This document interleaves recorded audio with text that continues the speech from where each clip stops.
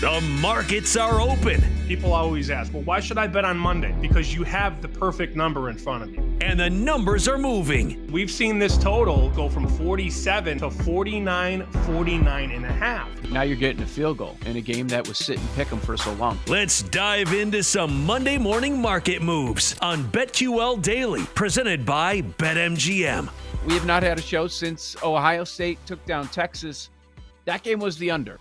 Notre Dame Penn State was the over game that I thought would be an under, but Friday night was the under game. Only 42 points. The total closed 51 in the hook.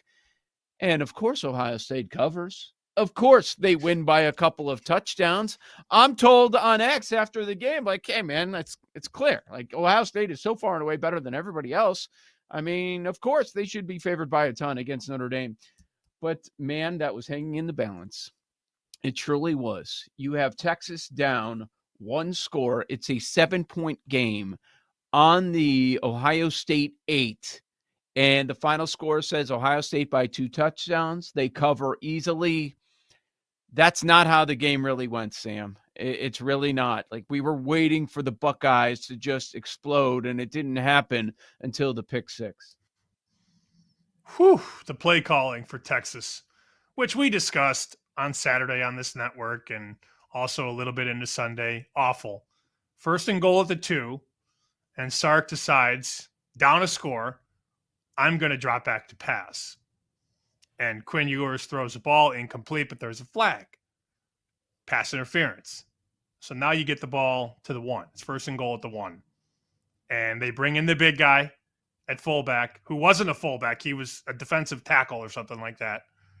And the running back doesn't follow the defensive tackle. He goes up the middle, gets stuffed.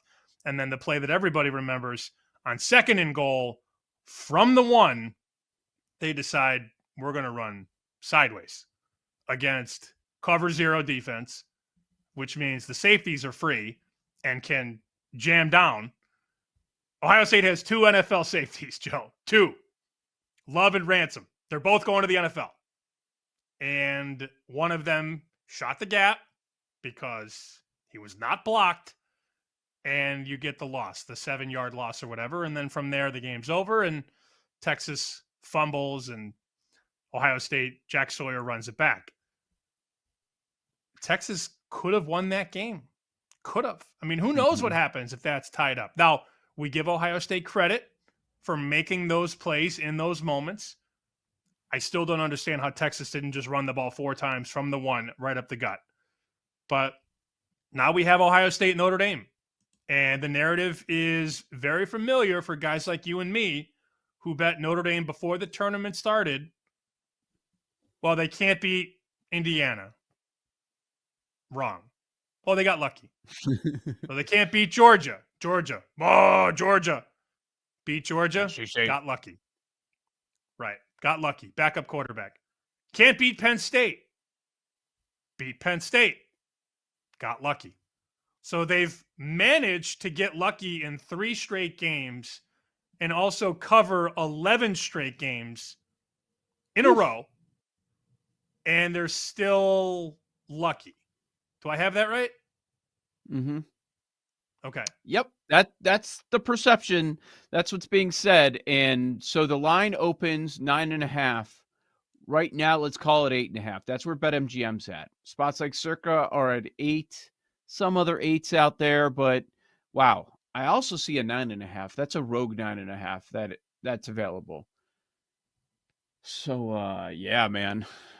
It seems like a lot of points for another really good defense. We've got 2 really good defense going at it, and the total's 45.5. A couple 46s out there. Not a lot of movement there. These lines are tight. We're at title game time here.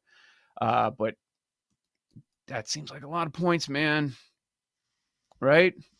Are we just saying that because we love Notre Dame, or are we saying that because it's actually true? That's sort of my balance right now. And I can always bring this back to numbers. So I pulled up the numbers that I had coming into the college football playoff, okay? So this is from early December. And it's this simple. You take the teams and you take their 2 numbers and you subtract. So in the system that Kenny White in Vegas taught me a long time ago, 100 is an average team. So an average team is New Mexico, Toledo, Utah State. That's 100. 100, 100. And then your elite teams are much higher in the 120 and the 130 range. So on December 9th, my ratings were this: Ohio State 127, Notre Dame 123. 127 minus 123 is 4. Now, 4 is not right because Ohio State has looked incredible in 2 of the 3 games. They weren't incredible against Texas, but they found ways to win against Texas. Dominated Tennessee, dominated Oregon, and Notre Dame has perceptionally gotten lucky in the last 2 games. Fine. Are we still saying that we've raised the spread from 4 to almost 9 in 3 games? Yeah. I don't know, man. I don't know. No, it's different. It's different because of the rosters, but also same coaches, some of the same players, impactful ones. This was 3.5 last year, this game. We'll hear it a million times. 10 players on the field for Freeman's defense at the very end, and Ohio State gets a touchdown, and they win, and Freeman was under fire for a long time. People still bring it up. They're going to bring it up all week.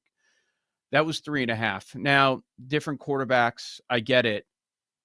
How different are those teams? I view both of them as better than when they met last year in South Bend, but I thought that it's kind of interesting that it's somewhat a similar conversation, and that one was 3.5 at Notre Dame, but now we're at the opener 9.5, down to 8.5 right now as they beat the championship.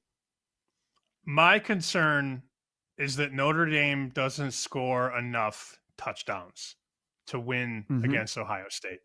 That is wholehearted honesty right there. I don't know that they can score enough. And I will win 5 figures if Notre Dame wins the national championship. I don't feel great about it. And we can maybe talk about this over the next week or so because there is a possibility to hedge. It's not great. Ohio State's minus 360 on the money line. So to win 2 units, I have to risk 7.2 units of my 10 units. And I don't necessarily love that. But here's what's also a little concerning. These title games, last 5-6 years, man, they're not close. They're not. Route. Michigan 34. And you would never have a chance to jump in live. Is that what you're saying? Yeah. Well, no, I look at, like, to think that 9.5 is a lot of points. Well, it's not 9.5. It's 9 now and 8.5. But to think that that's a lot of points, let's look at these final scores. Michigan 34, Washington 13. Georgia 65, TCU 7. Georgia 33, Alabama 18. Alabama 52, Ohio State 24. LSU 42, Clemson 25. Clemson 44, Alabama 16. The last game that was close was 2017 in the title game. Alabama 26, Georgia 23. That's Tua off the bench, Devontae Smith in overtime. That was that game. We've seen a lot of blowouts the last few years in this round. And that makes me even more nervous. But yeah, that's why they play the games. That's why they play the games. You know Notre Dame's going to fight. You know their defense is very good. And we like their coach. They're also, Notre Dame, extremely banged up relative to Ohio State. How many more guys did we lose on Thursday? The offensive lineman, another defender, Jeremiah Love. All the loves run together. All the loves run together. Yes. Jeremiah Love is not anywhere near 100%. Riley Leonard left the game to go into the blue tent. It's a tough team that has fought and battled. That's often not enough against elite teams. Yeah. You've got a week to figure it out, but do you think you're going to let it ride? Is that where you're at right now? If Texas was in the game, it would be a very clean hedge. Texas would have been about a 3-point favorite, and I could have taken my 10 units on Notre Dame and bet 4 of them on the Texas money line and kicked my feet up and drank whiskey all night and had a blast. I can't really do what I need to do or want to do with a 9-point favorite. It makes it a lot more mathematically challenging. Yeah, last year, 34-13. The 2023 season, it was 27-20. Favorite in the under, favorite in the over. Okay, we had a 6-point game between Washington and Texas. But yeah, a good amount of them are blowouts, but also there are some one-score games. So it's been a good mix over the years. I got to tell you something. I can't believe that I forgot this, and it's related to this. Jake, you can jump on because I think you would appreciate this, if anybody. I think our bosses will appreciate this. So this happened to me yesterday. Guy I've seen before, didn't really know him by name, comes up to me and says, "You're Joe, right?" It's like, "Yeah. I saw you on TikTok."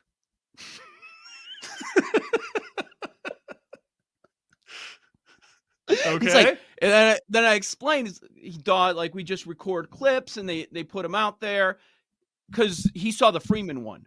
He saw our reaction to the last Notre Dame game. I think that's what that one was. A lot of our college stuff is done very well on social media, but I thought it was hilarious. Like, now we are getting recognized as people on TikTok. I have a TikTok account. I've never created a TikTok, but shout out to our bosses, our social media team, Kate and Kat, of what they've done, because they found ways to get us into people's algorithms, which normally would not occur with some of our college football takes. Don't read the comments because nobody likes us, but you should definitely check that out. Yeah, we definitely don't know ball, according to the comments. Jake has Georgia. That very, very big smirk on his face right now, and I don't know what he wants to say, but I need to hear it. It's got to be. I'm just imagining Joe's like doing the math in his head of like, what is this guy about to say? Like, am I about to be murdered? Like, I'm just picturing Joe analyzing the situation in real time, and I'm imagining his face. It's someone at the gym, I would see once in a while. Never really had a conversation.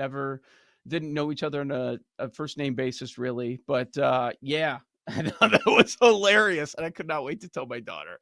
She was laughing at me and didn't believe me at all. But that was funny. She laughed at you? Well, yeah, because her and her friends, like they're in their private group, they make TikToks. But yeah, and I'm always making fun of her. But our stuff is getting out there to the people. To the Notre Dame fans. The Notre Dame fans love us based on my social media interaction. I'm still hearing from the Penn State people how stupid we are. And James Franklin's great, and he wasn't condescending at all, and all that. Never. But yeah, it's gonna be an interesting week. Gonna be I don't know what you end up doing, but can't wait. God, I wish for you. So that was going to be an easy hedge. What would you have hedged if it was a 3-point spread, 2.5? What would you have done? I would have probably put a couple dimes on Texas, 2 or 3. Yeah. Just to win the game out of the 10. And then you just, you go from there. I don't know if I would have gone halfway because I would have liked our chances to beat Texas.